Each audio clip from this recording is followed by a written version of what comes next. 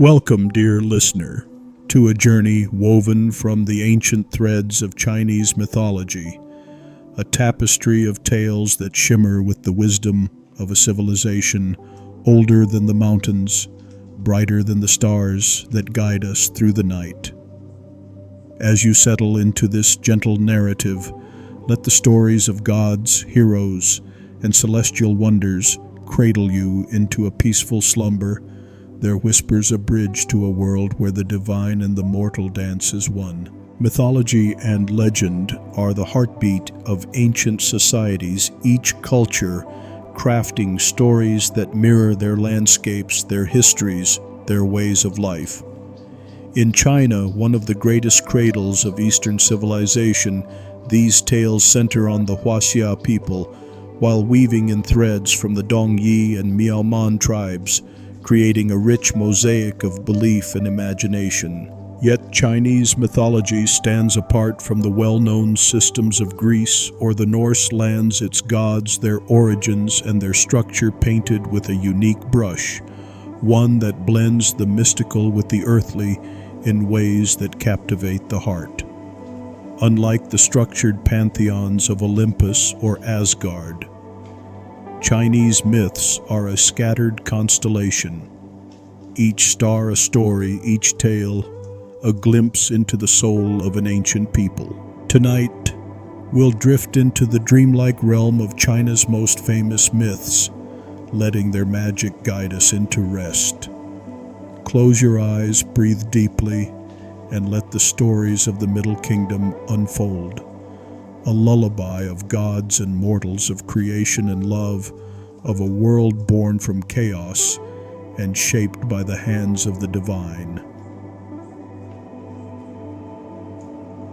In the vast and varied landscape of Chinese mythology, the gods are not mere reflections of humanity as they often are in Greek tales, where deities like Zeus or Athena stride the earth in human form, their faces carved with mortal beauty, their passions as fiery as our own. Instead, Chinese gods are beings of wonder, their forms a blend of the human and the wild, a testament to the harmony between man and nature that defined ancient Chinese thought. Imagine Fuxi and 𝘈𝘬𝘓, two of the most revered deities, their heads human, their eyes wise with the knowledge of ages, but their bodies, serpentine scales glinting like jade in the moonlight, a form that echoes the gods of ancient Egypt, where Anubis and Horus bore the heads of jackals and falcons. This half-human, half-beast imagery speaks to a worldview where the divine is not separate from the natural world, but intertwined with it, a sacred dance of earth and sky, of river and mountain, of serpent and storm. Unlike the Greek gods who are born of other gods, their lineage a divine family tree rooted in the Titan's blood. Chinese mythology blurs the line between gods and mortals, creating a fluid tapestry where roles shift like the seasons. In Greece, becoming a god is a rare feat reserved for demigods like Hercules, who ascend through heroic deeds, their mortal blood purified by divine favor. But in China, the boundary between the divine and the human is as soft as a morning mist, allowing emperors and gods to trade places with ease, their stories a bridge between the earthly and the celestial. The legend of the 3 sovereigns and 5 emperors, known as the San Huang Wu Di, captures this fluidity, their names whispered through the ages as both rulers and deities, their deeds a blend of magic and governance. The 3 sovereigns, often seen as celestial beings or demigods, wielded mystical powers to bring peace and prosperity to the land, their hands guiding humanity through its earliest days. Some ancient texts name them as Tian Huang, heavenly sovereign Dai Huang, earthly sovereign, and Ren Huang, human sovereign, while others list Fuxi, 𝘈𝘬𝘓, and Shennong, the divine farmer, as the trio who shaped the world. The 5 emperors followed their reigns, marking the rise of the 𝘓𝘳 people lifting them from the shadows of primitive life into the light of civilization.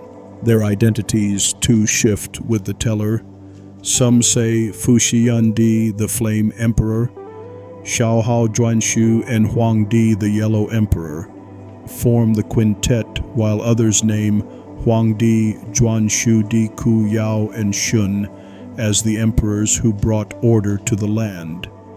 These discrepancies reflect the vastness of ancient China, a land so wide, so diverse, that its stories were never bound by a single voice. In Greece, Zeus rules from Mount Olympus, his thunderbolts, a symbol of his unchallenged dominion. His court, a structured hierarchy of gods and goddesses, their roles as clear as the marble statues that honor them. But in China, with its sprawling landscapes and myriad cultures, no single god holds the throne, no Olympus unites the divine. The gods of China are as varied as the rivers that carve its valleys. Their stories scattered across ancient texts, their voices a chorus rather than a symphony. Unlike Greece, where poets like Homer and Hesiod wove the myths into a cohesive epic, China lacked such a bard to unify its tales. The myths live in fragments preserved in scrolls and oral traditions, their threads tangled but vibrant, a reflection of a culture that valued diversity over uniformity. This lack of structure makes Chinese mythology a treasure trove of wonder, its stories rich with meaning, but unbound by a rigid frame, their beauty lying in their freedom, their mystery in their multiplicity. As we drift deeper into this dreamscape, let these gods part, human, part beast, part emperor, part divine, guide us through a world where the lines between heaven and earth are as thin as a silken thread, their tales a lullaby to soothe us into sleep. Long before the stars were born, before the rivers sang their songs, the ancient Chinese believed the universe was a formless void, a state of chaos where nothing existed. No sky, no earth, no light, no darkness, only a thick swirling mist that cloaked all in its embrace, a realm where time itself held its breath.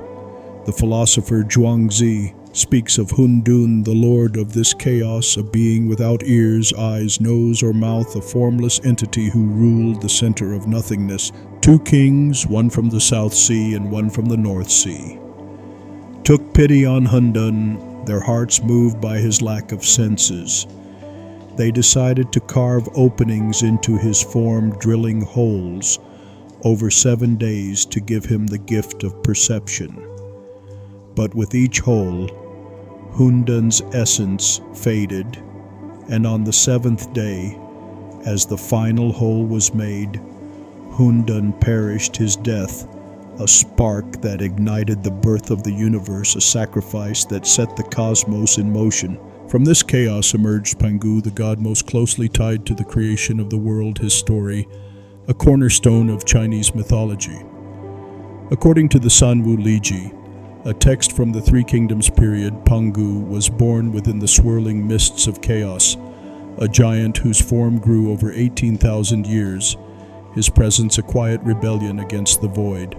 The chaos could no longer contain his immense body, its boundaries straining under his growth, until it burst with a soundless roar, splitting into two primal forces, yin and yang. The yang, light and pure, rose to form the heavens, a vast canopy of blue that stretched endlessly above. The yin, heavy and dense, sank to become the earth, a foundation of soil and stone that anchored the world below. 𝘈𝑗 stood between them, a colossus whose shoulders held the sky, whose feet pressed the earth, his very existence a bridge between the two realms. Each day 𝘈𝑗 grew a zhang taller about 10 feet, his body a living measure of the world's expansion, the sky rising higher, the earth growing thicker, their separation a testament to his endurance. Over another 18,000 years, 𝘈𝑗 reached a height of 90,000 li, a distance so vast it became the eternal span between heaven and earth, a space where the winds could dance and the stars could find their homes. When 𝘈𝑗's time came to an end, his life faded not into oblivion, but into creation, his body transforming into the very fabric of the world. His left eye became the sun, a golden orb that bathed the earth in warmth, his right eye the moon, a silver light that guided the night. His hair and beard scattered into the sky, becoming the stars that twinkle with ancient wisdom. His breath turned to wind and clouds, a restless spirit that moves across the land. His voice echoed as thunder, a rumble that speaks of power. His blood flowed as rivers and streams nourishing the earth. His veins became underground, springs, a hidden life beneath the soil. His flesh formed the fertile lands, his skin and hair the trees and grasses, his teeth and bones, the metals and stones, his seed the pearls that gleam in the ocean's depths, his sweat the rain and dew that kiss the earth. Even the insects on his body became the first humans, primitive beings born from the remnants of a god's sacrifice. This tale echoes the Norse myth of Ymir the giant, whose body also birthed the world. But 𝘈𝑗's story is one of selfless giving. His death a deliberate act of creation, his legacy a world shaped by his love for what could be. As we drift through this creation story, let the image of 𝘈𝑗's sacrifice lull you deeper into rest, his towering form a guardian of the cosmos, his legacy a world where life could flourish, a world we now call home.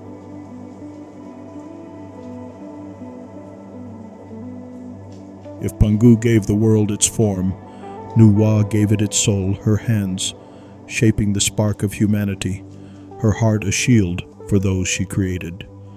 With the head of a woman, her eyes kind and knowing, and the body of a serpent, or in some tales a dragon.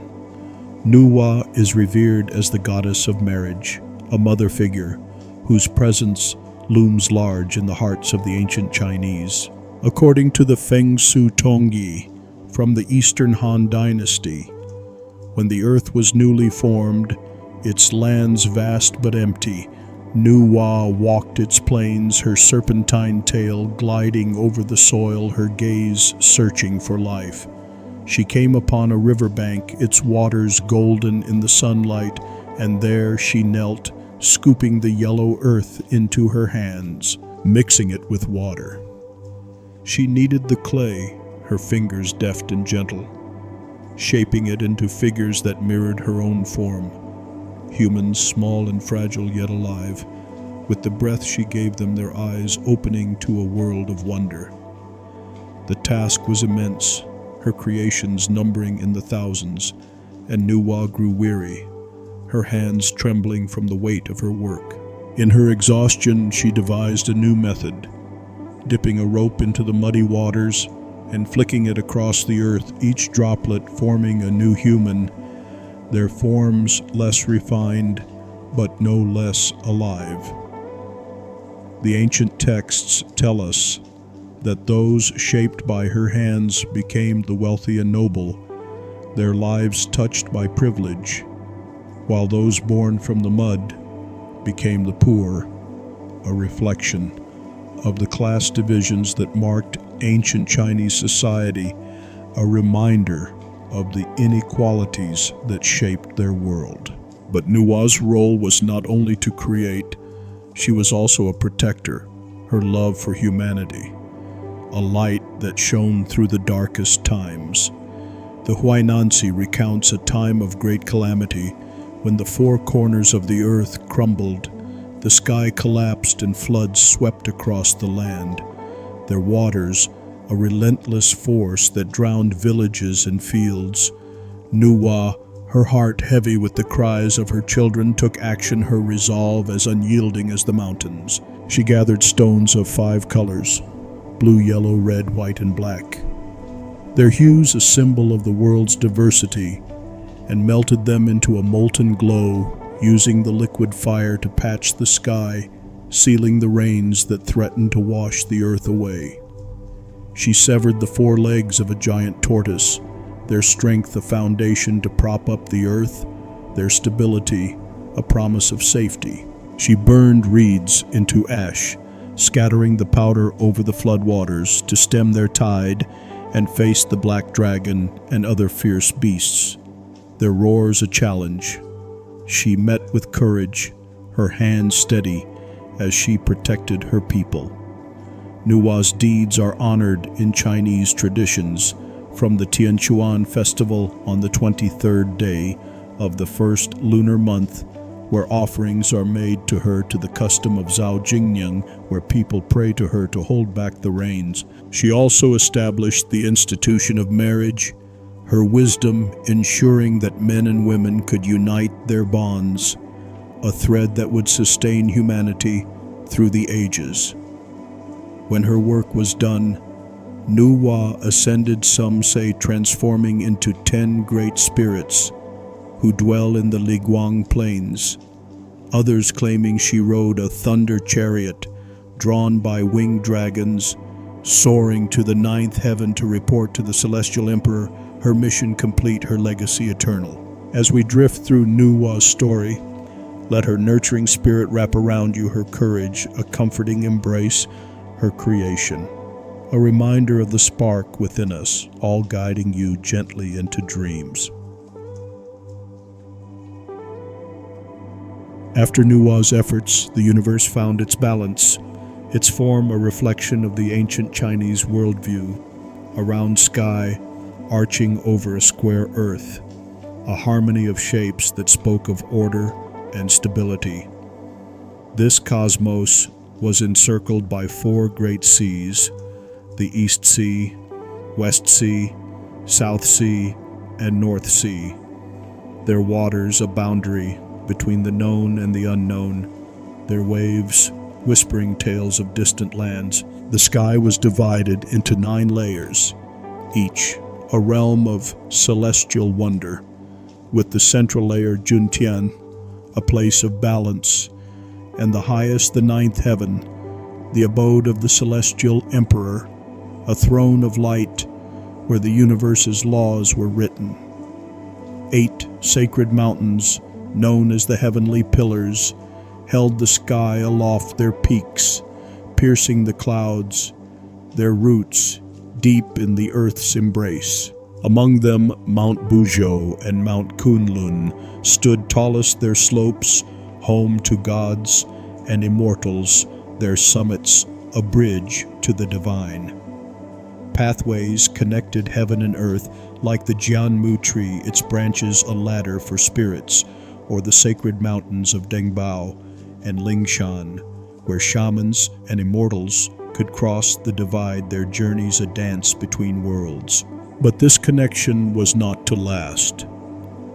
Zhuanshu, one of the 5 emperors, decreed that the heavenly ladders be severed, a decision born of a desire for order, separating gods from mortals, establishing a new hierarchy where the divine and the human could no longer mingle freely, their realms divided by an invisible veil. This structure, with its layers and boundaries, reflects the ancient Chinese understanding of the cosmos, a world where every element had its place, where harmony was the ultimate goal.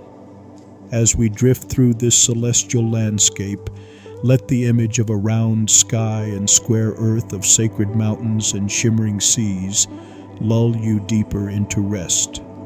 Their order, a soothing rhythm, their beauty, a gentle guide into the realm of dreams.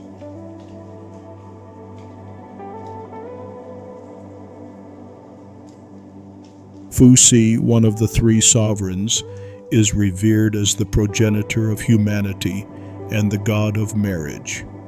His form a blend of human and serpent, his presence a symbol of unity. Often depicted alongside 𝘈𝐴 in Han Dynasty, carvings their tails entwined their faces, serene Fuxi is a figure of creation and wisdom. He gifted humanity the institution of marriage, ensuring the bonds that would sustain society, and invented the zither and harp, their strings singing the melodies of the cosmos. He taught the people to fish with nets, to tame fire for warmth and light, and most famously created the 8 trigrams, a system of divination based on 8 fundamental elements: sky, earth, water, fire, thunder, wind, mountain, and lake, used to predict the future, a tool that shaped Chinese philosophy for millennia. Legend tells of Fu Xi observing the patterns on the back of a dragon horse rising from the Yellow River. It scales a map of the universe, inspiring the trigrams that would guide generations. After his passing, Fu Xi ascended as the celestial emperor of the East, presiding over spring, his spirit, a guardian of renewal and growth, his legacy, a light in the hearts of the Hua-Xia people. 𝘗𝑎n-di, also known as Shennong the divine farmer, is the god of agriculture, a deity whose gifts transformed the lives of ancient humans. With a body that shimmered with the heat of flames, 𝘗𝑎n-di taught the people to farm, to craft tools like axes, plows, and hoes, their edges sharp with purpose, their handles worn with use. Under his guidance, fields bloomed with rice and millet. The harvests abundant, the specter of hunger banished from the land. 𝘗𝑎n-di's curiosity led him to taste thousands of plants, his lips brushing against leaves and roots, seeking their medicinal properties. His discoveries a balm for the sick, his knowledge the foundation of Chinese herbal medicine. Though he often fell ill from the poisons, he ingested his divine nature, preserved him his resilience, a testament to his dedication. After his time on earth, 𝘗𝑎n-di became the celestial emperor of the south, presiding over summer. His warmth, a reminder of the fields he nurtured, his legacy, a cornerstone of Chinese civilization, his name whispered with gratitude by farmers through the ages. Xiaohao, said to be the son of the Yellow Emperor, or born from the planet Venus, was the celestial emperor of the West, presiding over autumn, his reign a time of harvest and reflection. He built a palace on Mount Changliu, its halls adorned with the colors of falling leaves, and founded the kingdom of Xiaohao, a land where birds ruled all matters, from calendars to laws, their wings a symbol of freedom, their songs a guide for the people. Xiaohao fathered many sons, some ascending as gods, their light a blessing, while others turned to darkness, becoming beasts like Jiangqi, a creature that preyed on the virtuous, its roars, a warning of the dangers that lurk in the shadows of power. Xiaohao's reign, though marked by wonder, also spoke of the balance between creation and destruction, a lesson woven into the fabric of the seasons he governed. Zhuanshu, a cousin of Xiaohao, was the celestial emperor of the north, presiding over winter, his rule a time of cold and order. He severed the heavenly ladders, separating gods from mortals, a decision that established a rigid hierarchy, his vision one of control rather than connection. But his rule was harsh, his actions oppressive. He fixed the sun and stars in their places, their movements a burden on gods and humans alike, his decrees a weight on the world. In rebellion, Gong, the god of water, rose against him, his fury, a tidal wave that crashed against Mount Buzhu, shattering the heavenly pillar, tilting the sky to the northwest, sending rivers flowing southeast, shaping the landscape we know today. Zhuanshu's reign, though marked by order, also bore the scars of resistance, a reminder of the cost of absolute power, his story a whisper of balance in the face of authority. 𝘠𝘐, son of 𝘠𝘢𝘭𝑛. 𝘠𝑢 was a ruler blessed with 5 wives, each bearing sons of great talent, their names echoing through history: 𝘐, ancestor of the Shang people, and 𝘐, ancestor of the Zhou, their legacies, the foundation of great dynasties.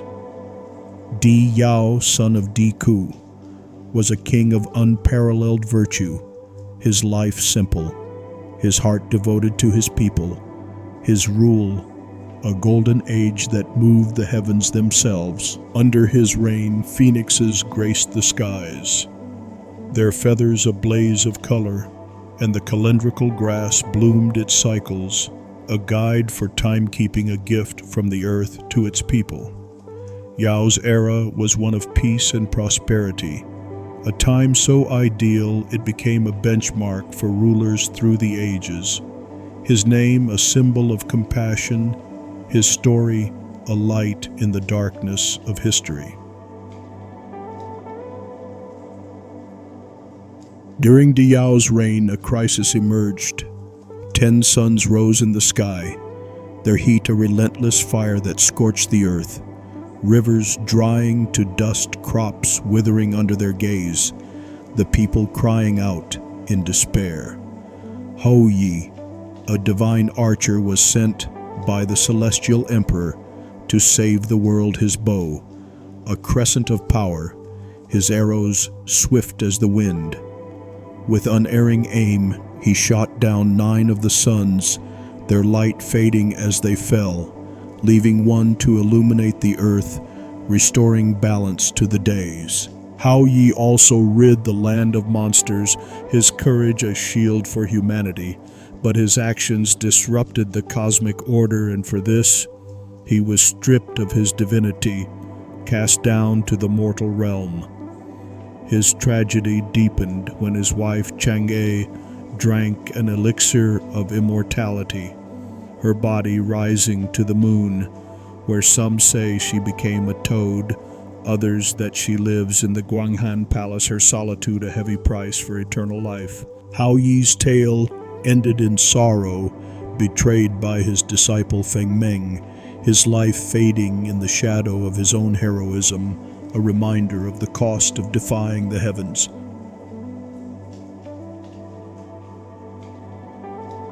Daixun, a descendant of the Yellow Emperor, was a king of virtue, his life marked by filial piety. Despite the cruelty of his father and stepmother, their schemes a shadow over his youth. Yet Shun's goodness shone through his heart, untainted his deeds, earning him the throne from 𝘠𝑦𝑎o, who saw in him the qualities of a true ruler. Shun's reign was tested by floods, unleashed by Gongong, their waters a relentless force that drowned the land. 𝘠𝑦𝑢, son of 𝘗, was tasked with taming the deluge, his father's failures a lesson in perseverance. Unlike 𝘗, who sought to block the waters, 𝘠𝑦𝑢 used the magical soil of Shirong to guide the floods, digging channels to lead the waters to the sea. His greatest triumph, the taming of the Yellow River, a lifeline for the people.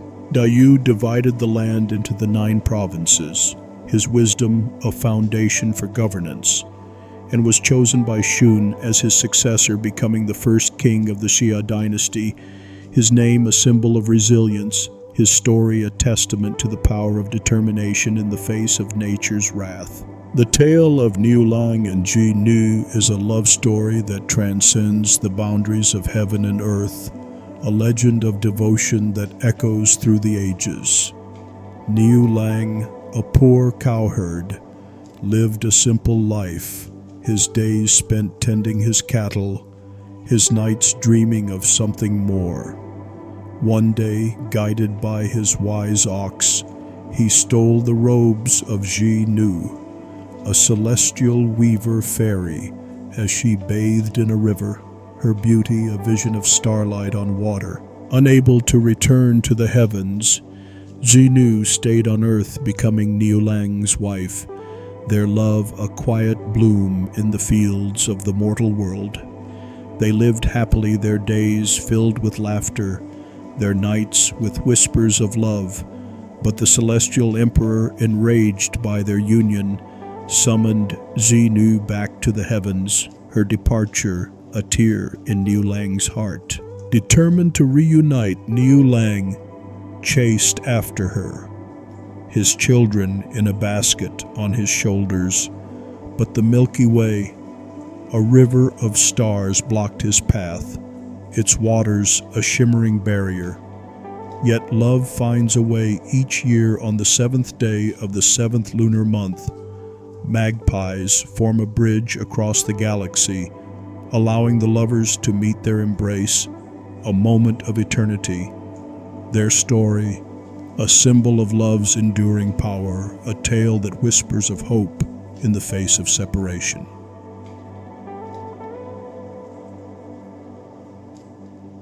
Chinese mythology, though scattered and unbound by a single narrative, is a treasure trove of cultural riches, a mirror to the thoughts, beliefs, and aspirations of ancient people.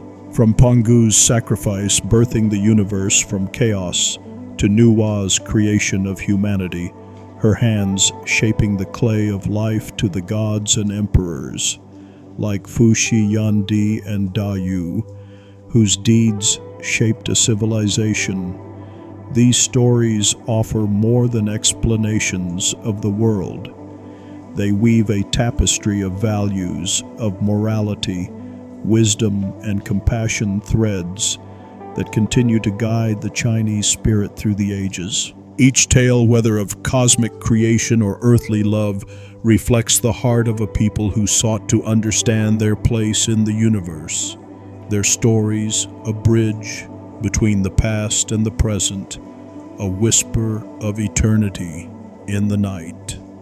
As we close this journey, I hope these myths have painted your dreams with the colors of the Middle Kingdom, their magic, a gentle guide into rest. Sleep well, dear listener, and let the gods of ancient China watch over you, their stories a lullaby, their wisdom a light in the darkness, their love a warmth to carry you through the night.